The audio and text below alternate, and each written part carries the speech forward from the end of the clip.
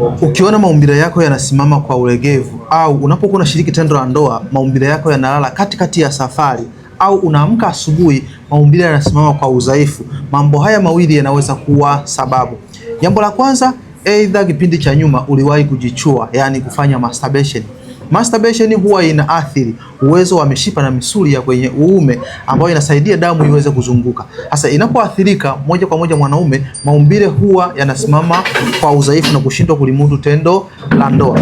Lakini jambo la pili ni matatizo ya magonjwa ya mfumo wa damu kama vile pressure, kisukari, shinikizo la damu. Haya ni magonjwa ambayo yanaathiri mzunguko wa damu na kupelekea damu kushindwa kuflow vizuri, hasa kwenye mishipa midogo midogo inayozunguka eneo la uume. Matokeo yake maumbile ya mwanaume husimama kwa ulegevu. Kama tunavyofahamu kwamba ili mwanaume aweze kusimamisha imara wakati wa tendo la ndoa ni lazima kuwe na mzunguko mzuri wa damu.